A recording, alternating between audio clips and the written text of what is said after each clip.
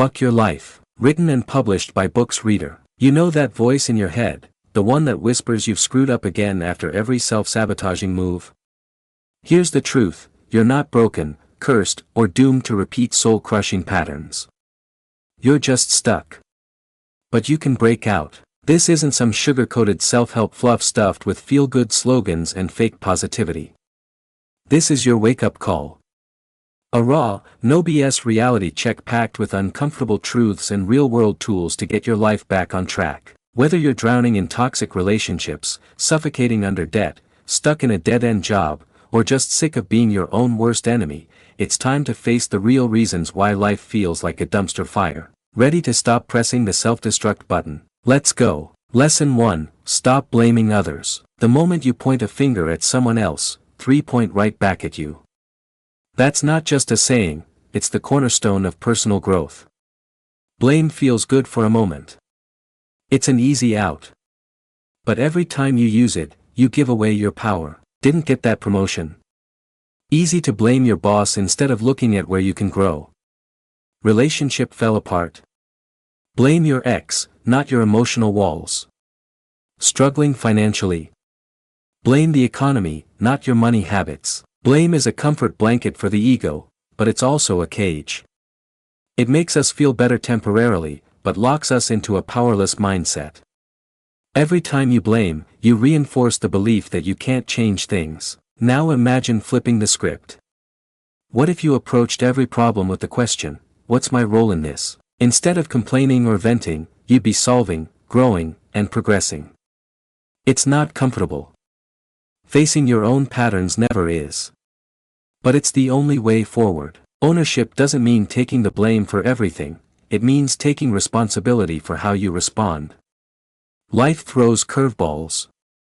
Some stuff really isn't your fault. But how you react? That's always in your hands. That's what separates the stuck from the successful. Ownership. So start small. Listen to your language. Catch yourself saying things like, they made me, if only, or, it's not my fault. Pause. Ask, what part did I play? What can I learn here? What could I do differently next time? Taking ownership transforms more than your mindset, it shifts your relationships and opportunities. People gravitate to those who own their actions. Leaders trust them. Partners respect them. Life rewards them. When you ditch the blame game, you take the pen back and start writing your own story. You stop being a victim and start becoming the creator of your life. It all starts with one question, not, who's to blame, but, what can I do about it? Lesson 2, excuses keep you stuck. Excuses are the lies we tell ourselves to avoid truth, and they're smooth talkers. I don't have time. I'm not ready. It's not the right moment. Sound familiar? Excuses feel safe. They soothe your fears and silence your doubts, for now. But they cost you something huge, your potential. Think of excuses as the nails holding together the house of failure. And the floor you're standing on. That's mediocrity. Every excuse is another brick in the wall separating you from the life you want. You've said it, I'll start tomorrow. Or next week. Or next year. Every delay is an excuse dressed up as planning. But guess what? The people crushing it. They've got the same time, fears, and limitations as you. The only difference? They stop making excuses and start making moves. While most people craft excuses, high achievers craft solutions. Your brain is hardwired to protect you, it's a survival tool, constantly steering you away from discomfort. But in today's world, comfort is often the enemy of progress. When you say you're too tired to work out, too busy to learn, or too stressed to start that business, you're not protecting yourself, you're choosing stagnation. You're letting momentary discomfort dictate your long-term future. Breaking free from the excuse loop starts with brutal self-honesty. Every excuse is a decision in disguise. I can't usually means I won't. It's not possible often translates to I'm not willing to find a way. This mindset shift is game-changing. It strips excuses of their power and puts responsibility exactly where it belongs, on you. Excellence doesn't happen by accident. It takes intentional, conscious choices to rise above the lazy justifications that keep you stuck.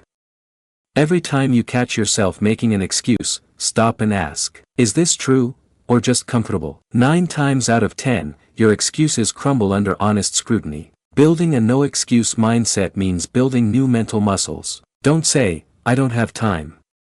Ask, how can I make time? Don't say, I don't know how.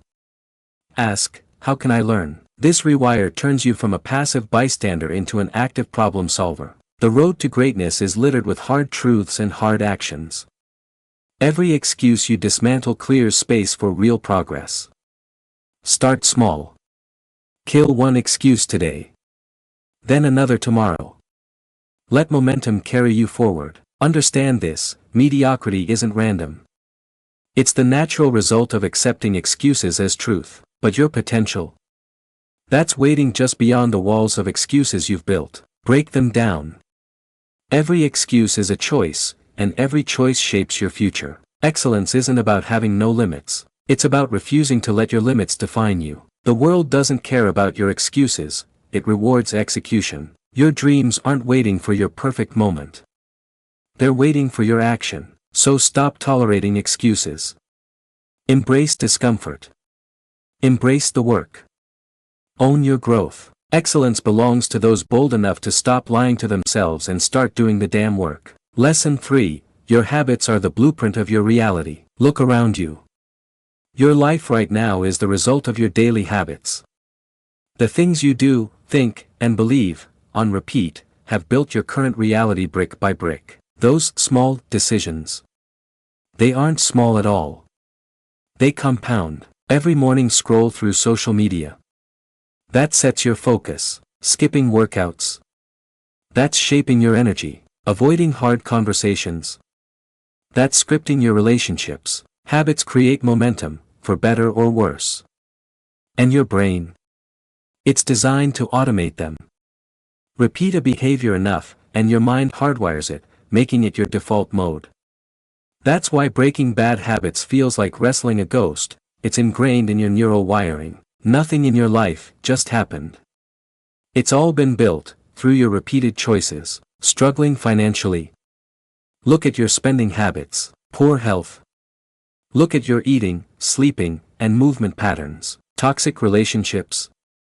Examine how you communicate, react, or shut down. Here's the good news, if your habits created this reality, they can also rebuild it. You want transformation?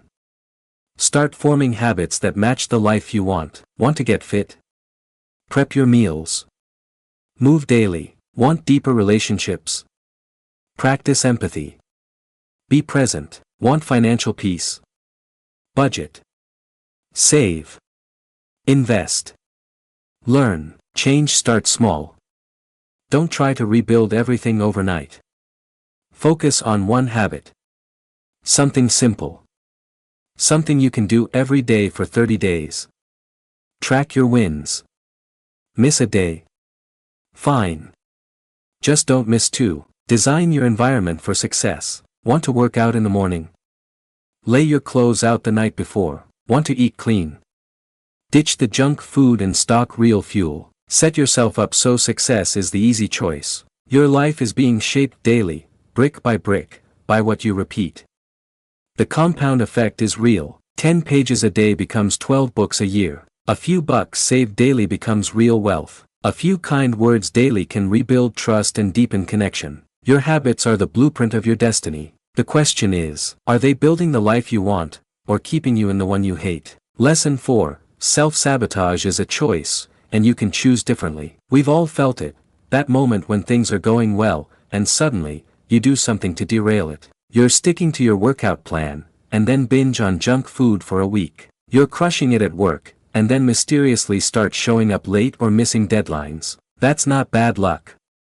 That's not random. That's self-sabotage. It's the silent wrecking crew that sneaks in just when you're starting to build something great. It's that inner voice whispering, you don't deserve this, or this is too good to last. It's disguised as protection, but it's really prison. Self-sabotage shows up in endless forms: procrastination, overeating, picking fights in good relationships, ghosting opportunities you once prayed for. And it's almost always rooted in old wiring, things you learned growing up. Maybe success was punished in your past. Maybe failure brought attention. So your brain built patterns to keep you safe, back then. But those same patterns are now keeping you small. Understanding where sabotage comes from doesn't excuse it. It explains it. And once you understand, you gain the power to change. Because self-sabotage is a choice. And every moment you feel that familiar pull to destroy your progress, you have another option. Pause. Get honest. Ask, am I really too busy, or am I afraid of what's next?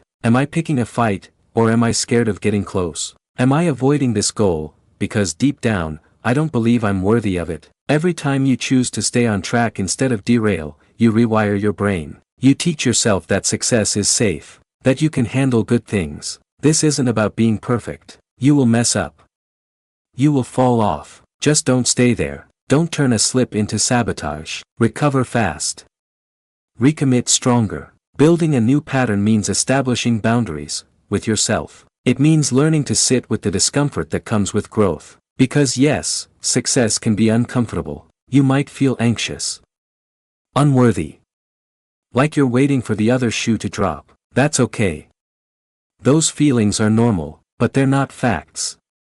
And they're not your future. What sustains success is structure, support, accountability. Build a circle of people who will call you out when you shrink. Create systems that check your alignment weekly. Don't just aim for progress, protect it. Every time you choose support over sabotage, you're rewriting your story. You're proving to yourself that you deserve this life you're building. And you do. This isn't about becoming someone else. It's about reclaiming the version of you that existed before fear took the wheel. You've always had the power to break this pattern. Now it's time to use it. Lesson 5. Comfort zones slowly destroy dreams. The greatest tragedy in life isn't failure. It's getting comfortable with mediocrity. Your comfort zone may feel safe, but it's not sanctuary. It's a slow suffocation. A beautiful prison cell dressed in logic and routine. Every time you stay inside its walls, a piece of your potential dies quietly. The danger? Comfort zones lie to you. They say, wait until the timing's right. Get more experience first. It's just not practical right now. But those aren't real plans. They're fear in disguise. Fear of failure. Fear of judgment. Fear of change. Yes, your brain is wired to avoid discomfort. It evolved to keep you safe. Back when danger meant being hunted. But today, the predators are different. Now, your fear is triggered by things like rejection, uncertainty, and emotional risk. And if you always obey that fear, you'll never grow, you'll never leap, you'll never know what you're truly capable of. But in today's world, that same survival instinct keeps us stuck in unfulfilling jobs, toxic relationships, and self-imposed limitations. Your comfort zone might be keeping you alive, but it's preventing you from truly living. Think of all the dreams that have died quietly in the name of comfort. Books never written, businesses never started, adventures never taken, all sacrificed for the illusion of safety, all abandoned for the familiar over the unknown. The space between your comfort zone and your dream life is paved with excuses that sound like wisdom. But don't be fooled. I'll start when I'm ready. I'll try later when things calm down. These aren't truths. They're just fears dressed as logic. The most dangerous part: comfort zones don't destroy dreams overnight. They wear them down slowly, one compromise at a time, one delayed decision, one ignored opportunity. What once seemed exciting starts to feel unrealistic. What once felt possible now feels foolish. And we call it maturity. We call it being practical, but it's just quiet surrender. The only way out is through discomfort. Growth demands discomfort. Every meaningful achievement in human history came from someone willing to leave the comfort zone behind. Discomfort is not the enemy, it's the compass. When it shows up, lean in. It means you're on the edge of transformation. Start small, but start now. Make that phone call. Take that class. Speak that truth. Ask for that opportunity. Every act of courage expands your zone, just a little. And then a little more. Courage isn't about fearlessness. It's about action despite fear. And your comfort zone, it will fight back. It'll whisper every reason to stay still. But remember, that's just your brain doing what it was wired to do, protect you. Safe doesn't mean right. Comfort doesn't mean growth. In a world that changes daily, comfort is the riskiest choice you can make. The tools, ideas, and habits that got you here won't get you there. The only real security is in adaptability. In evolving.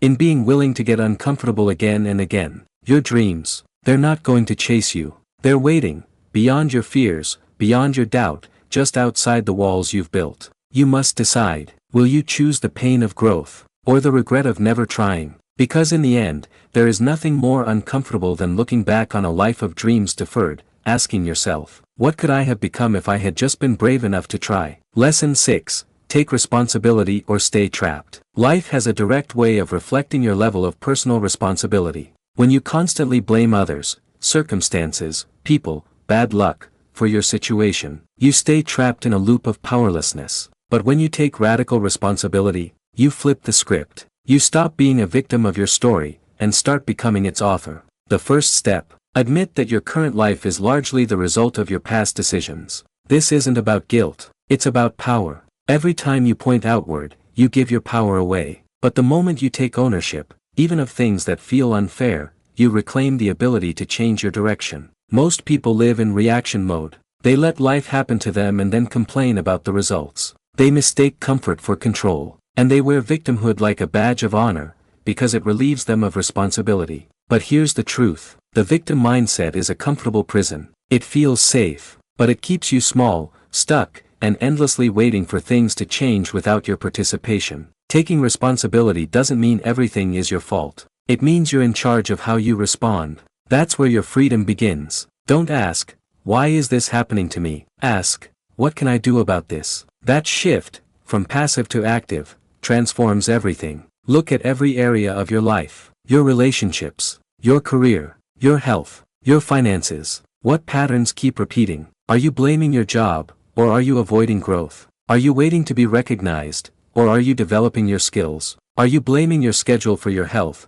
or are you avoiding the discipline it requires? Wherever you're experiencing the most frustration is likely the exact place you've handed away responsibility. The areas of your life that cause you the most frustration are often your greatest opportunities for transformation, if you're willing to take responsibility for them. And let's be honest, responsibility isn't glamorous. It's not easy. It requires facing uncomfortable truths about yourself and your past choices. It means saying, I may not have caused this, but it's my job to deal with it. That kind of ownership takes courage. But it's infinitely more empowering than staying stuck in blame and excuses. And the most practical way to start: your daily decisions. Start small. Take responsibility for how you start your day, for the food you put in your body, for how you manage your time at work, for how you communicate in your relationships. As you build the muscle of responsibility in these small areas, you'll begin to see its ripple effect in bigger ones. Each choice you own is a step away from victimhood and a step toward personal power. Understand this: responsibility is not a destination.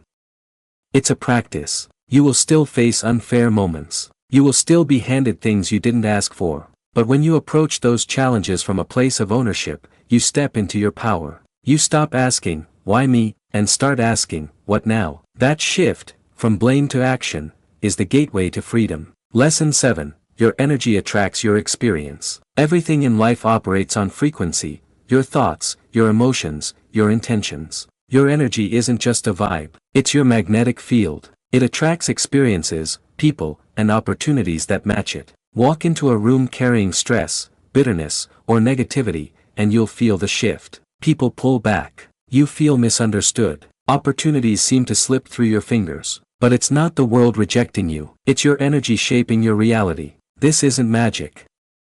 It's biology, psychology, and behavior. Your nervous system is constantly scanning for threats. If you're constantly anxious, angry, or pessimistic, you'll unconsciously seek out situations that match those emotions. Your brain will filter your reality to reinforce your inner state. The good news: you can shift your frequency, on purpose. Start with awareness. Notice when your energy dips. Interrupt negative thought spirals. Choose thoughts that uplift rather than drain. This doesn't mean ignoring real pain or pretending everything's fine. It means grounding yourself in a state that allows clarity, action, and emotional resilience. Energy management is a holistic practice. Move your body. Eat nourishing food. Prioritize sleep. Protect your peace. Spend time with people who inspire, not deplete you. Guard your energy like your life depends on it, because in many ways, it does. Build boundaries. Say no without guilt. Unplug from drama and distraction.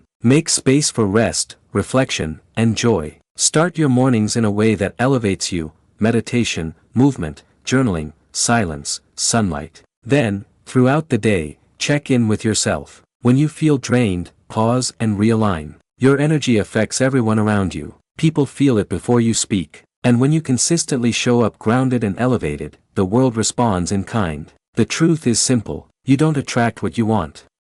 You attract what you are. So be the energy of what you're seeking, and watch how the world begins to shift. Lesson 8. Stop waiting for perfect conditions. Life rarely hands us the perfect moment. That ideal time you're waiting for, it probably doesn't exist. And waiting for it is just another way of saying, I'm afraid to start. Perfectionism is often just fear in disguise. It says, I'll launch when I feel more confident. I'll start when I have more experience. I'll go for it once everything lines up. But behind those words is one truth: you're scared. Here's the secret: successful people don't wait for perfect conditions.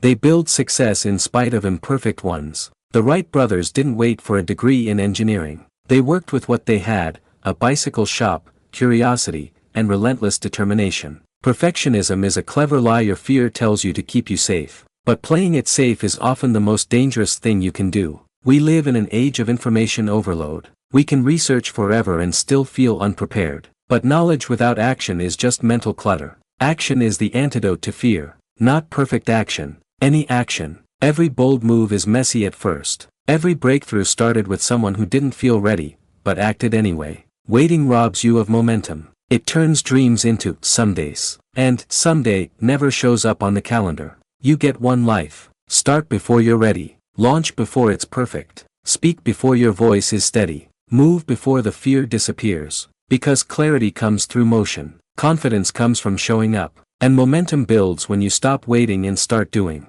Start with what you have, where you are. Launch your business before you feel ready. Begin your fitness journey before you have the perfect workout plan. Write your book before you feel like an expert. The magic lies in momentum, not mastery. Each imperfect step forward gives you real-world feedback that no amount of research can provide. It's like pushing a boulder. The first push is the hardest, but once it starts rolling, it gathers strength. Every successful person you admire started in uncertainty. They didn't succeed because they waited for perfect conditions. They succeeded because they started anyway, then learned and adjusted along the way. The real skill: acting in the face of uncertainty. Most people see uncertainty and stop. But the ones who grow, build, and succeed are those who see uncertainty as the price of admission for doing anything worthwhile. So create your own opportunities. Want to change careers? Start learning on the side. Dream of running a marathon? Take a walk today. Want to build a business? Serve one customer. Just one. The path isn't straight. It's filled with pivots, experiments, and failures that are really just feedback. Each move forward sharpens your resilience and reveals your next step. Here's the truth: time will pass anyway. 5 years from now, you'll either be grateful you started, or filled with regret that you waited for perfect conditions that never came. The only truly perfect moment is right now. Every excuse, delay, and doubt is just a story your fear is telling you. Change the story. Start anyway. Perfect conditions are created through imperfect action. Lesson 9. Cut toxic patterns without mercy. One of the hardest parts of personal growth isn't learning new things. It's unlearning the old patterns keeping you stuck. Toxic patterns are sneaky. They often hide behind what feels normal or comfortable. But comfort isn't always good. Sometimes it's just familiar pain you've learned to live with. Here's the hard truth: you can't build a thriving life on a foundation of dysfunction. Toxic patterns show up in many forms: procrastination, self-sabotage, negative self-talk, codependent relationships, avoidance, addictive behaviors. Often, they began as survival strategies, coping mechanisms that once protected you. But what once helped you survive can now keep you from growing. The first step: brutal self-honesty. Ask yourself, what habits keep pulling me backward? Which relationships drain my energy or keep me small? What thought loops do I replay that sabotage my progress? Your intuition usually knows what's toxic, you just haven't admitted it out loud yet. Start there. Then comes the harder part: boundaries. Setting them. Enforcing them. Holding the line even when it's uncomfortable. Boundaries aren't about punishment. They're about protection. They tell the world, this is where I stop tolerating things that hurt me. And when it comes to toxic relationships, half measures don't work. You can't partly remove poison. You either commit to healing, or you don't. This might mean limiting time with negative people, ending relationships that no longer align, saying no to things that pull you off your path, refusing to tolerate disrespect, from others or from yourself. You cannot rise while dragging dead weight. Let go with love, but let go without apology. Then, replace toxic behaviors with conscious, empowering actions. Swap numbing with mindfulness. Swap criticism with compassion. Swap reaction with reflection. Swap excuses with ownership. Build new habits that honor your growth. And create accountability, whether it's a coach, therapist, mentor, or growth-minded friend. Cutting toxic patterns is not a one-time purge. It's a lifestyle. A vigilant practice. Because life has a sneaky way of testing your resolve. But every time you say no more, every time you walk away from what's been breaking you down, you say yes to a version of yourself that's stronger, wiser, and finally free. Your future is waiting. Don't let old patterns keep you from becoming who you're meant to be. Final lesson: your choices today create tomorrow. The path to an extraordinary life requires regular pruning of toxic elements. Just as a gardener must remove weeds to allow healthy plants to flourish, you must eliminate toxic patterns to create space for meaningful growth. Be merciless in this pursuit. Your dreams, goals, and well-being depend on it. Every decision you make today is quietly shaping your future. The coffee you chose this morning, the workout you skipped, the difficult conversation you avoided, the small indulgences you allowed, they're not random. They're votes for the kind of life you're creating. Your future isn't a distant, disconnected place. It's being built moment by moment through your present actions. Scrolling through social media instead of working on your goals. That's not just a distraction, it's a decision. A decision to delay progress. A choice that favors comfort over creation. Each time you choose short-term gratification over long-term growth, you're shaping a future version of yourself that's less disciplined, less fulfilled, and further from your potential. But this power works both ways. Every moment also holds the possibility of change. When you choose discomfort in the service of your growth, when you write the page, hit the gym, speak your truth, or save the money, you're shaping a stronger, more aligned, more powerful future self. And not just through actions. Your thoughts, the quiet narratives you repeat about your worth, your ability, your limitations, are laying bricks in the foundation of your future. Tell yourself, I'm not good enough, and your brain will build a reality to prove you right. Tell yourself, I can figure this out, and you'll unlock doors you didn't even know existed. Your financial freedom is being shaped by your current money habits. Physical health is being molded by your daily routines. Future relationships are being influenced by how you communicate and set boundaries today. Every area of your future life is directly tied to the patterns you're repeating, or replacing, right now. To build a better tomorrow, start making intentional choices today. Develop a clear vision of who you want to become. Then ask, is this choice aligned with that vision? Let that question become your compass. The compound effect is real. Small actions, done consistently, change everything. One healthy meal doesn't transform your body. One budget doesn't make you wealthy. But done daily, they move mountains. Every decision you make is either a deposit in your future or a withdrawal. Your future self is either thanking you or cursing you. So choose wisely. Invest in learning your future gains options. Heal your wounds, your future relationships deepen.